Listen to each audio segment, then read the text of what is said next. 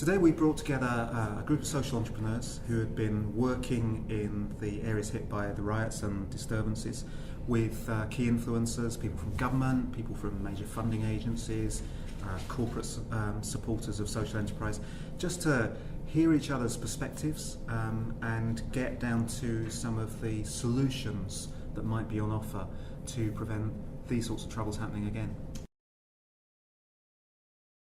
My connection really is that I grew up in these places, especially Brixton.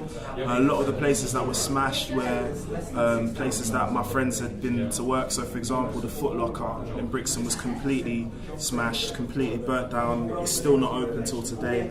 I actually live in an area that was one of the worst areas affected by the riots. So when they broke out, I was at work and making my way home. I actually went past the Reeves Corner furniture store and it was up in full blaze at 9 p.m.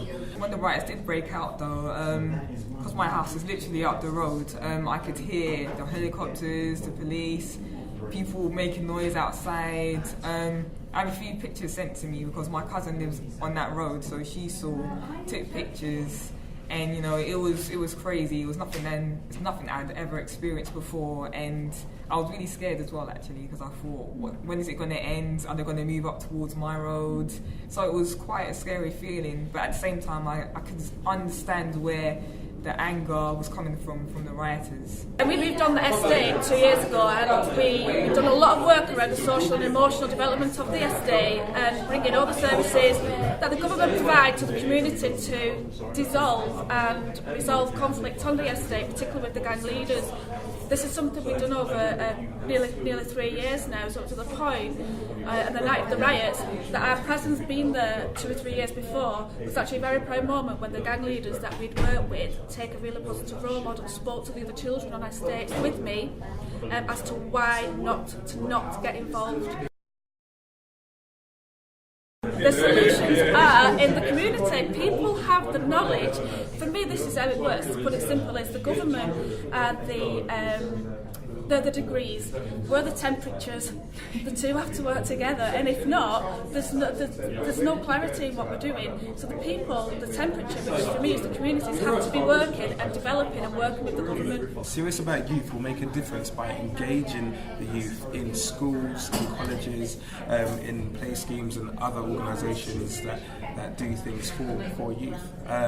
We will encourage them to do better things, we will inspire them to do better things through our workshops, which is actually going into schools and colleges, etc., and engaging them in life skills workshops, teaching them about communication, about making the right decisions in life, and just reinforcing the positive message for them to take responsibility of their lives, be conscious of the decisions that they're making, how the decisions that they make have an effect on their future, and feeling a part of the community. Because I was running the project during that time, on the Monday when we came into the studio, everyone was talking about the riots. So I said, well, I think the fact that we're doing a positive music project, we should use this as an opportunity to kind of voice our opinions and what our solutions will be in the track. For me to do my job better was for the government to be able to listen to me more. I know they already do, because we make sure they do, but for us to be able to see actually what it's like at grassroots, because I feel unless they've walked one day in the life of these young people, they have no idea what it's like, and they're not going to do that. So listen to us leaders who have come from the communities and developed organisations that have been originally developed on emotions but now are strategic, that are being replicated based on the good work and social outcomes that we've achieved. So I'd like to have more support personally, so I can carry on and replicate the model and take these leaders within the communities that we've developed with me.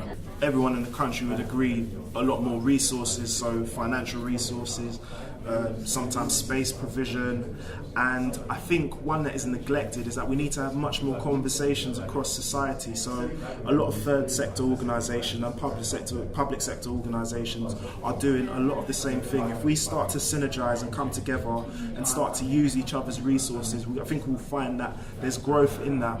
But I definitely still think that the government cannot neglect what is happening, and they need to invest also. There's a lot of positive things happening, and we need strategies in which we can grow the scale of those positive things. I think a lot of young people are being engaged in a positive way, and we can't neglect that. I don't think anything what they're doing, any of those things which they are doing, are not working. I think providing mentoring services, role models, different activities for them to do. I think now is a time where we think of how we can upscale those things and I guess replicate what's being done in those communities to hit such a wide scale. Funding will help me do my job better. I think the idea is already there, the compassion to make a positive change is already there. And so, to be honest, it's really just money, it's funding. I heard about depth of anger. Depth of anger in all sides of society in a time of where a lot of people are struggling and some people are struggling hugely, and where people don't feel listened to, they don't feel they've got opportunity. That depth of anger doesn't offer any particular solutions, but it really has to be understood, otherwise the solutions that you propose won't work. I think what we heard today was a lot of in-depth understanding of motivations, causes and so on.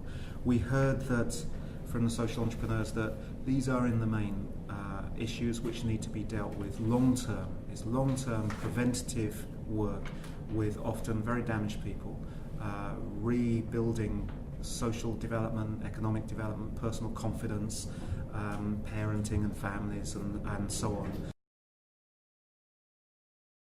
Social entrepreneurs definitely have a unique role to play, and that's particularly social entrepreneurs from within communities facing trouble. If you live in UK society today, UK society is very, very divided, and often the people who have decision-making power, who have the money to make things happen, the influence to make things happen, have no real connection with what life is like in the most deprived areas. Often social entrepreneurs come from those areas. They've lived with the problems and the troubles. They understand things from the inside. They understand how people live their lives in that level of poverty and disadvantage, and are therefore able to come up with much more authentic understanding of the problems and more authentic solutions to tackle the problems for the future.